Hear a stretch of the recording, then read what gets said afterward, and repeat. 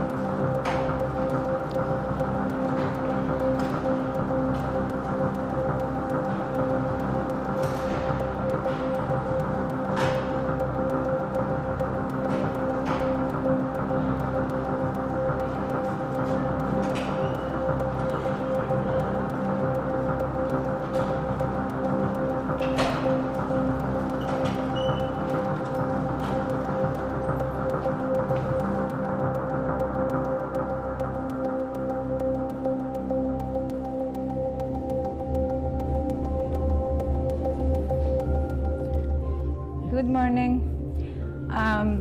Final exam, December 12th, 8:30, Athletic Complex. I told you before that please do not ask me to change the dates because this is completely out of my area.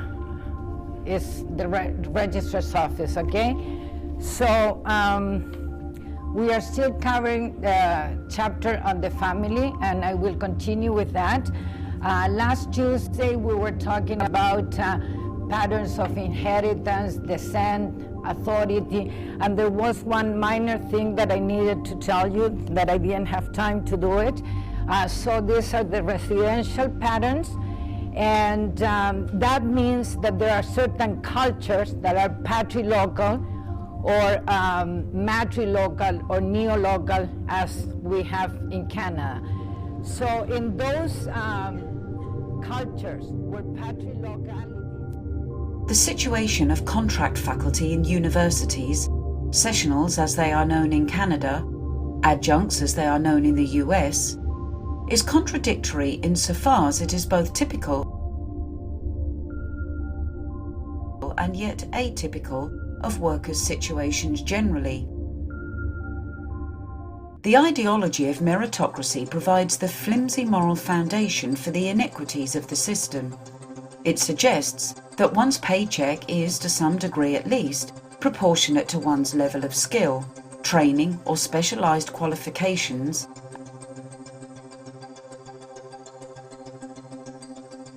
and maybe even to the value of one's contribution to society.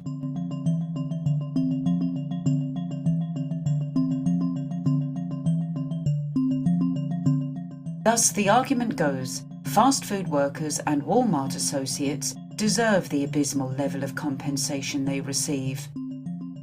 Regardless of the weaknesses of this argument, it certainly does not apply very well to the situation of contract academic faculty.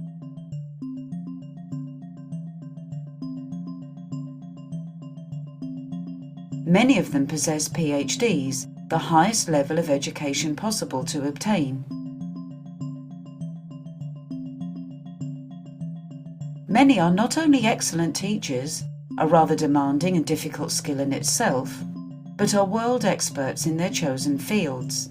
Meritocracy simply does not play well as any kind of rationale for their poor pay.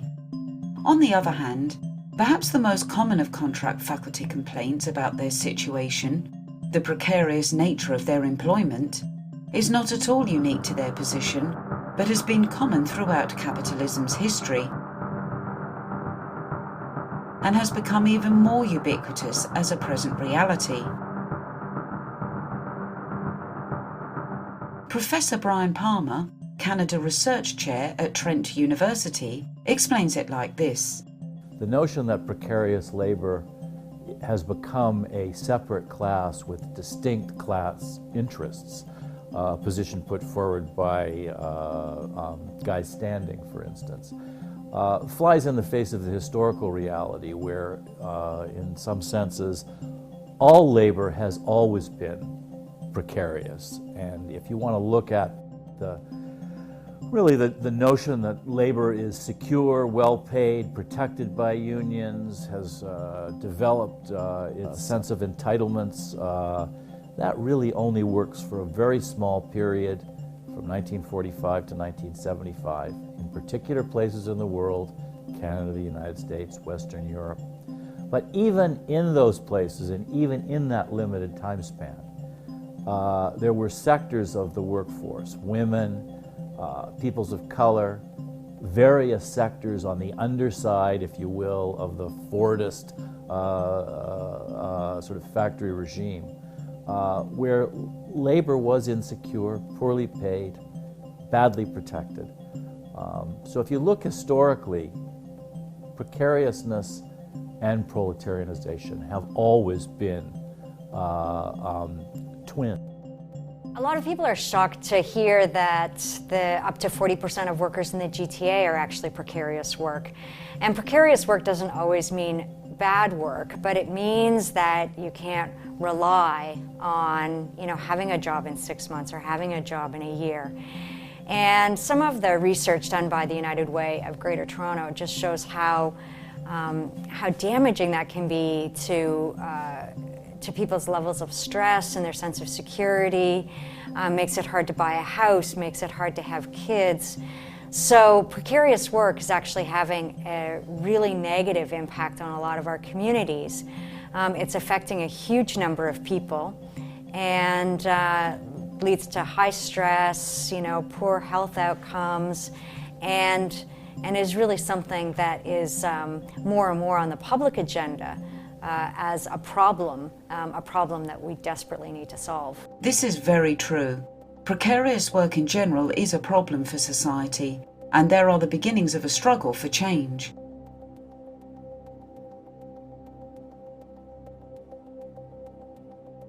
But there are also very particular aspects of precarity in the academic world.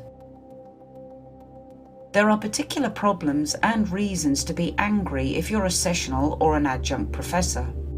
Asked about what angers you about the situation we're in, and I think the best way to think of it is that from a very young age, I think all of us, and when I say us, at least growing up in Canada, you're told that if you're excelling in school, you're doing well at school, you're part of the brightest, you're part of the best. And so a lot of times I think you then carry that through and decide, you know what, I'm going to further my education. I'll go on to do post-secondary. If that goes well, I'll then go on and maybe do graduate work. And you know what, if I'm doing really well, maybe I'll even go on and do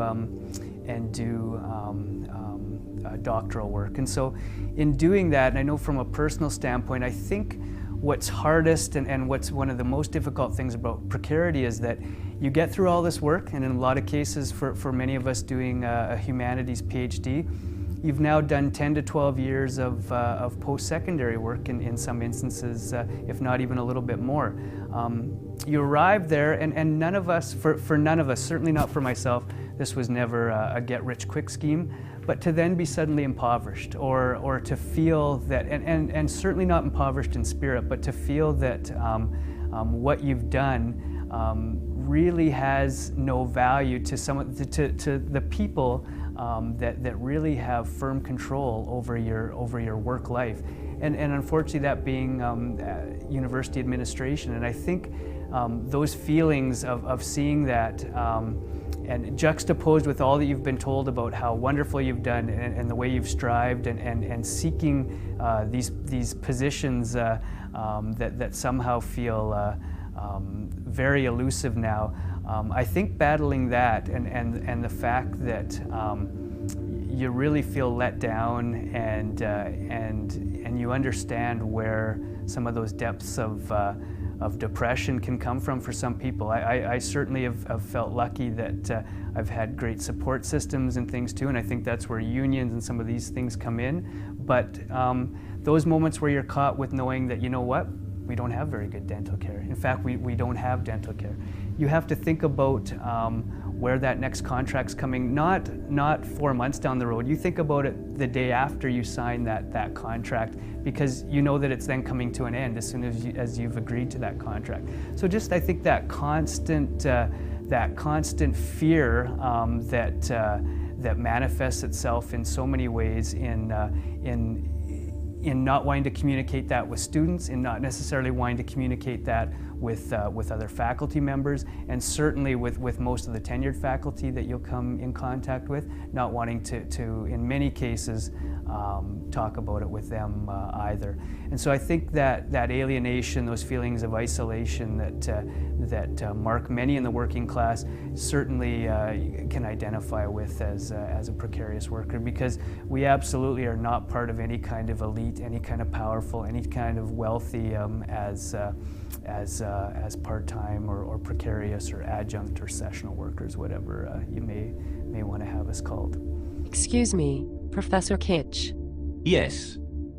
Li Yang? I'm Kim Tran, the other Asian student in your class. Of course. Kim. I wanted to know when your office hours are. Well, I'm afraid I don't have office hours. I'm an adjunct. Adjunct? Yes. What does that mean? It's a Latin word for underpaid. It means I'm part-time. But don't you still have an office? There is what they call the adjunct office. It's a single computer running Windows 97 on a file cabinet near the janitor's closet. Is there a time I could meet with you there? It smells of urine and failure.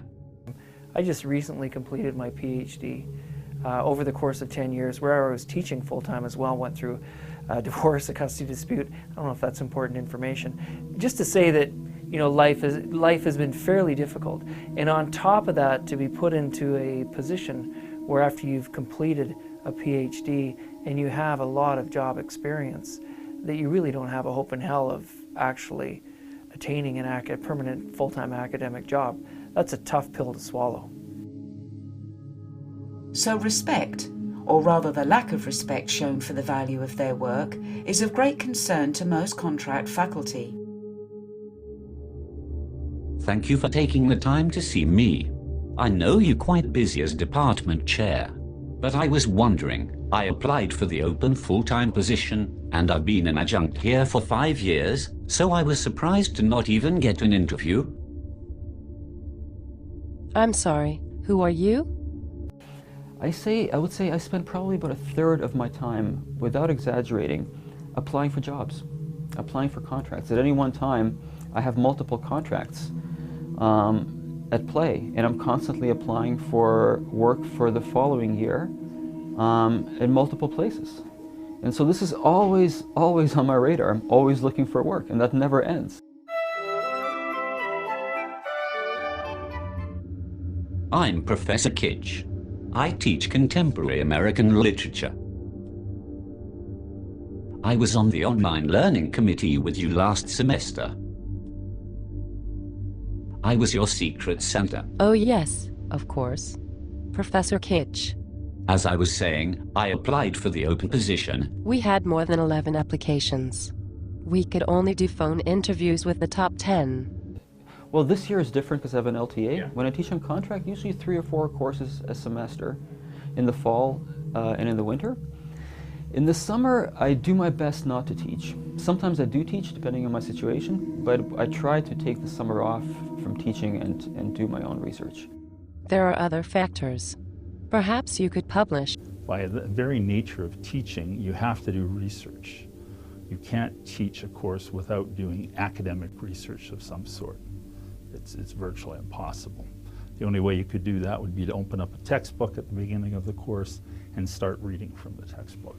That would be about the only way I can think of doing teaching without doing some form of research. Or do some work outside of teaching. Every moment I'm not on campus, I spend at the mall, where I sell Frogurt. Frogurt. Frozen yogurt. Well, you know, you're really lucky that you've got these skills that you can fall back on, right? And I play with that a little bit, you know, and call myself doc of all trades. And it's, you know, it's like, yeah, well, that's great, that's amazing, you know, and it's not.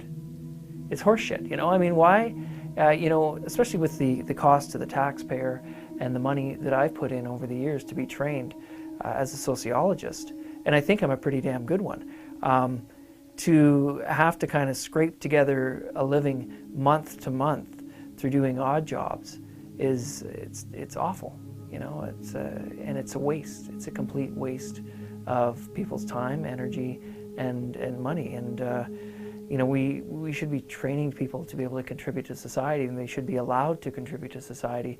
And the current system and structure that we're placed in doesn't allow for that to happen. And because there is no guarantee in terms of job security, the best way to mitigate that is to diversify. And so we end up teaching in multiple departments, multiple universities, and that's really the norm these days, right? Because you need to submit a course outline with your application. That is very common now. So it's not even in developing a new course that you're teaching. You're developing courses that you might not even get to teach. And that is difficult in so many different ways. One of which is in terms of the actual education experience with the students.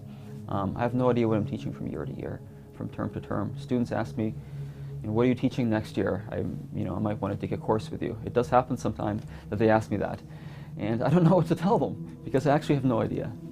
Right? And that's just the reality of it. And so they end up themselves, they end up taking courses without knowing who's teaching them, without really knowing that much about the courses that they're taking.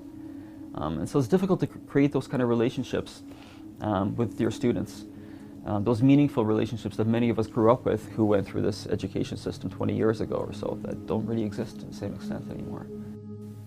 At Convocation, which I try to go to every year, even though it takes place in the summer when I'm not on contract, so I can't be obligated to go by the university.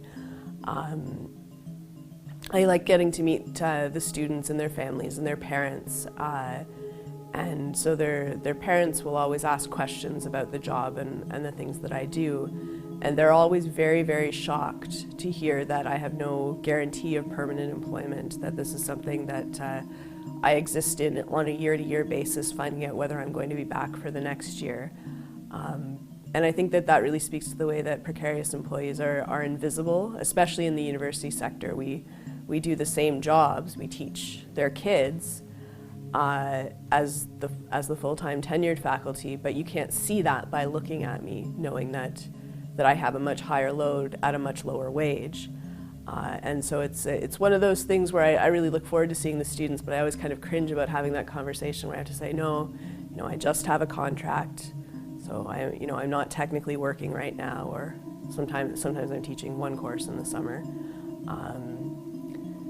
and it can be a bit exhausting to have to explain that over and over again. The system that we've got in universities in Ontario today is a two-tiered system where we say we're going to have people perform the same work, but we're going to pay them differently. The sort of basis of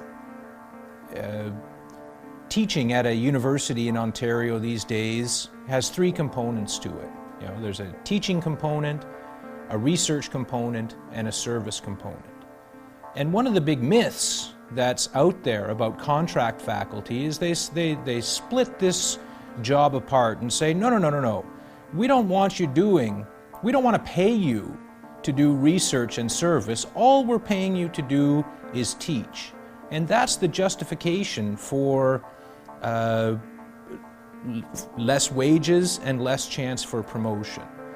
So they by removing those two other elements that make up university or academic work.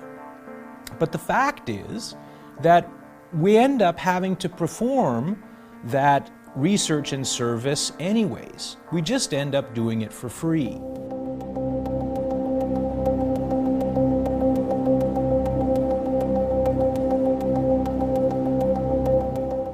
Fundamental contradiction at the heart of the university. Is it not deeply ironic that contract professors are amongst the lowest paid professionals in the country, and yet they work for the very institution that promotes itself on the basis of increasing the earning power of its graduates? Contrast the claims made by Paul Davidson of the Association of Universities and Colleges of Canada, AUCC, which has now been transformed into Universities Canada and another organization, in September 2012 about graduates earning an additional $1.3 million in their lifetime with a university degree over those with only a high school diploma. Okay. Or the claim made in July 2013 by the chair of the Council of Ontario Universities, Max Blau, who is also the president of Wilfrid Laurier University. As I like to point out to people, he's the top bureaucrat or the head of the administration. My employer, however, is Wilfrid Laurier University. But Max Blau pointed out as COU that 87% of Ontario BA and BSc graduates in their first year of earnings, 6 months after they've left university, earn an average of $42,300. And contrast that with the reality of contract faculty. Laurier profs in 2012 had to teach at least 6 courses to make $42,000 approximately. And that's about 50% more than what tenure track faculty are expected to teach. And I mean that literally. I mean, over the past 8 months, I've had to use the food bank 4 times. And I probably could have used it more. And that was just simply a situation where it's a choice between having them repossess the house and getting food somewhere else. And that was just a situation where, in my current situation, is that in order to really finish my PhD, which I needed to do, I had to not teach in a fall semester. And so I didn't take any work, and I concentrated on getting that PhD done. And in fact, I even took out a bit of a loan. You know, once again, I'd already paid off all my student loans, but I took out another loan again to be able to do that. And so I ended up again teaching in the winter, which was great. And then I went to find work in the summer, and there was nothing. Of course, we know that there were a lot of cutbacks over the summer. There wasn't any extra teaching at all available.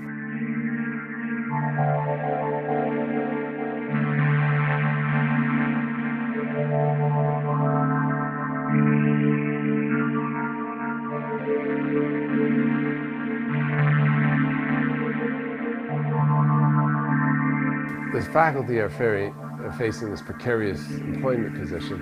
The students are actually facing, hazardous work conditions. Like they're actually doing all kinds of taking desperate measures to pay for their education. I think the thing with this is, the ideology that is driving us into the system that we've got, high student debt and precarious work, is, it's this neoliberal ideology. And the neoliberal ideology is based on selfishness.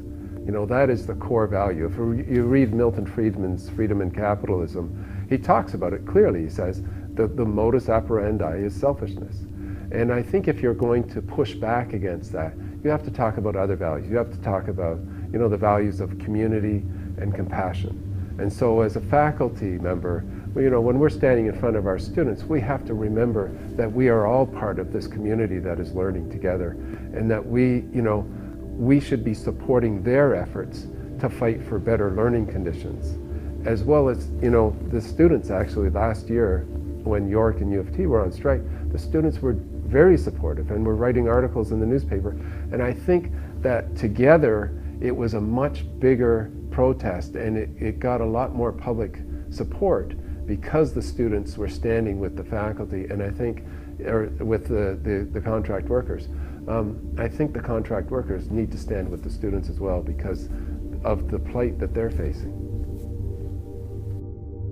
The Canadian situation for contract faculty is dire, but in comparison with that of US adjuncts, Canadians are already living in the promised land.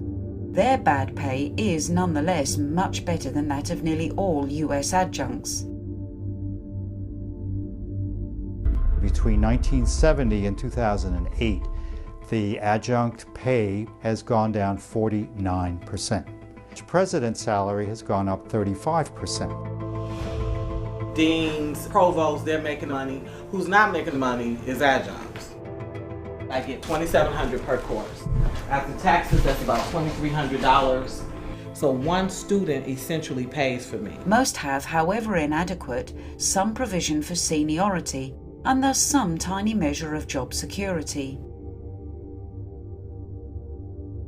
They live in a country with universal free health insurance. The Americans have none of this.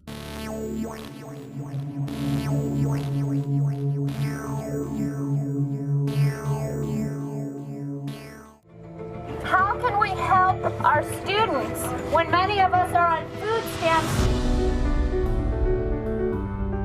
I don't want some student to say, I want to be just like you, professor. Be like me, I'm broke. The Canadian situation also shows the obvious first steps towards positive change for the American adjuncts: unionization.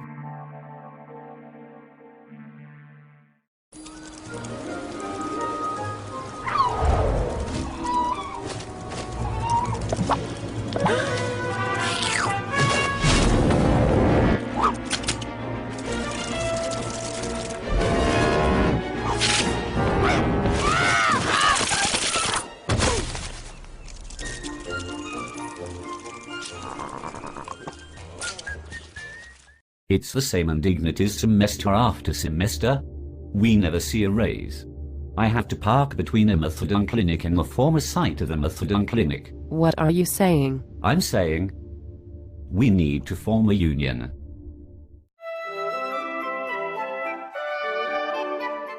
We teach the same classes as the full-time faculty, but if we complain or try to make a change, they will cut our classes, or worse, make us teach the trade school students. But forming a union, isn't that a risk? Maybe. But it's time someone took the risk. I say, bring on the danger. Professor Kitch is ready for danger. Does danger turn you on? Given the risks, I trust you will keep this conversation a secret. Absolutely.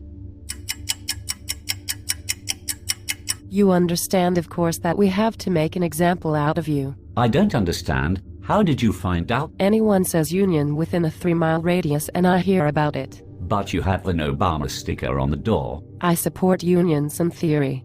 But this ship don't sail without a steady stream of slave labor.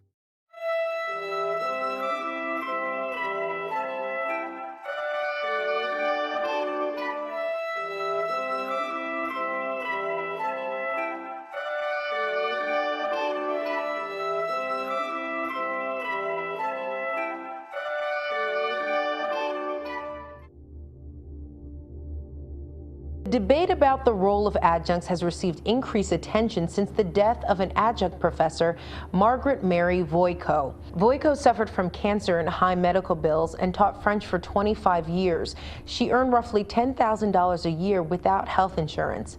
Following the university's decision not to renew her contract, Voyko died of a heart attack on September 1st. Margaret Mary Voyko. I came to know her after we actually had already won the election at Duquesne. And we had the Steelworkers sponsored a national adjunct conference here in Pittsburgh. And at that conference, I was introduced to Margaret Mary. She wanted to talk to a lawyer because she had some concerns with what was happening with her job at Duquesne. She was afraid that she was about to be fired. They had already reduced her hours at Duquesne down to the point where she was making about $10,000 a year. She was barely able to make ends meet. She had a furnace that was broken.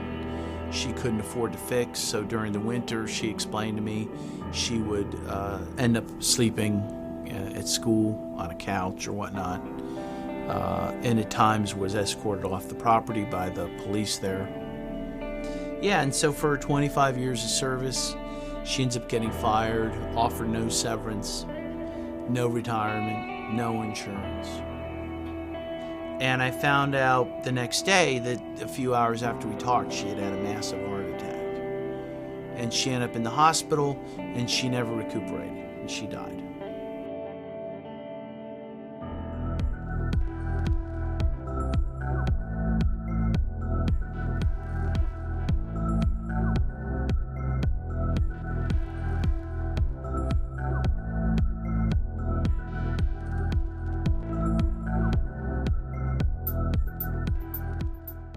The last 20 years, colleges and universities become big business. They're making money. They're out trying to make money, you know, and I suppose there's nothing wrong with that, but you can't hide that from the majority of your workers and say, well, you know, you guys just have to take it or leave it, you know.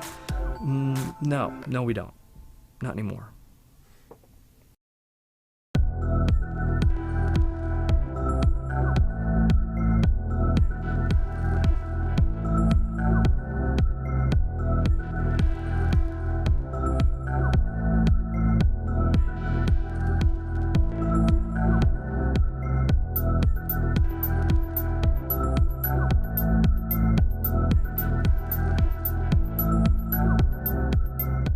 Adjuncts are increasingly unionizing across the US.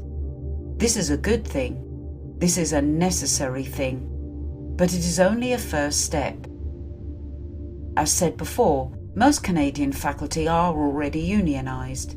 Their pay and working conditions are thus much better than their American brothers and sisters. But that does not mean they are good. Not at all.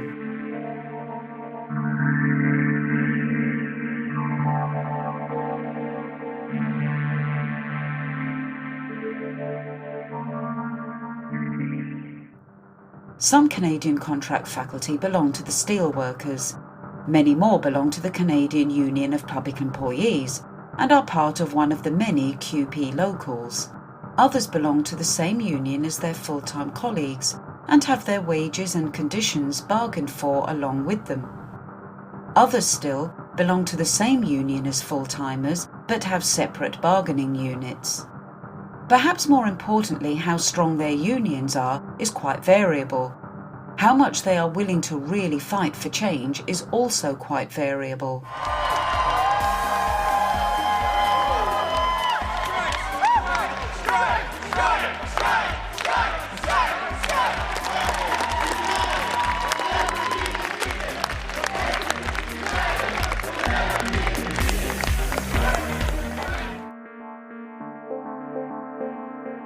Union strength, of course, depends upon the consciousness of their members. It depends upon unity. But there are practical barriers to this. The situation is complex even with regard to the goals of struggle.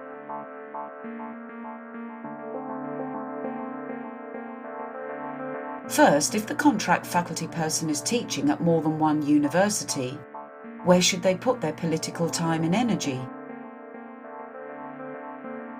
Secondly, with having to travel and teach and keep applying for jobs so much, many simply do not have any political time and energy. Thirdly, people's situations are quite different depending upon whether they are graduate students, contract or full-time faculty. Labour laws work mainly in the interests of the employer, and faculty can even be forced to cross their own union's picket lines. The issue of precarity in the academy and contract academic staff is one that I really struggle with. On the one hand, I honestly believe we need to continue to fight for good jobs. We need to continue to fight for jobs that are the kind of jobs that we were able to access traditionally. On the other hand, I think that we've come to a point where we have to take seriously the possibility that we will have lost generations of academics if we just continue to focus only on protecting the traditional academic scholar kind of model. I don't know, I really struggle with how you do those two things without coming into serious contradictions, but I do think that there are ways of accomplishing it. So speaking to the campaigns that are required to confront precarious work, definitely on a university campus we have a lot of opportunities. We have opportunities to actually bring student staff and tenured faculty as well as contract faculty together. A lot of these decisions are coming from the boards of governors of universities. And For students, there's the incredibly high tuition rates they pay. For university staff and for tenured faculty, there's rising levels of workload. For contract faculty, there's insecure work and low pay. And the challenge is to bring people together in a movement of solidarity, to be confronting the university administrations for the decisions that they are making. Now that's not easy, because actually building solidarity is incredibly hard work. It has to be very intentional, it has to be very strategic. You have to get to know people over the long term. Sometimes when there's a crisis, we reach out and we try to form immediate relationships. The challenge for all of us in building a long-term movement for solidarity is to get to know each other over time and to look for all of those little ways that we can help each other out, because it really starts to build stronger bonds, stronger relationships, and it enables us to take on an adversary like university administrations. We have to work up to that, and it's a big challenge, but university communities are a really, really great place to be building that solidarity, and I'm convinced that we can do this in the years ahead. My name is Gary Potter. I'm a faculty member at Wilfrid Laurier University, and I've come here with solidarity greetings from my faculty association and a donation check for $2,000 and supportive comments for QP 3903. The neoliberal university is something that's happening all over the English-speaking world, and the flagship of that is casualization, is the exploitation of contract faculty, teaching assistants, and so on. So all right, contract faculty and tenure-track faculty have differing short-term interests. That much is obvious, and they're all aware of it. Now, when it comes to the longer-term interests, things are no longer so obvious, particularly to the full-time faculty who see their interests as different. And yet they're wrong in this. They need to be supporting contract faculty, not as any gesture of pity or concern. They need to be supporting contract faculty's struggle for better wages and conditions, because actually it is in their own long interest to do so, at least as so far as they are educators and see themselves as not just doing a job and having a pension, but as caring about education. The attack on the working conditions and pay, and having an increasingly contract faculty dependent teaching situation at universities is basically undermining the entirety of higher education in the country.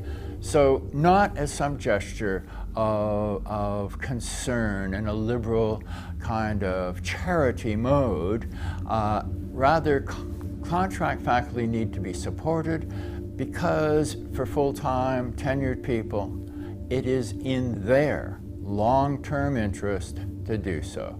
Unity is strength.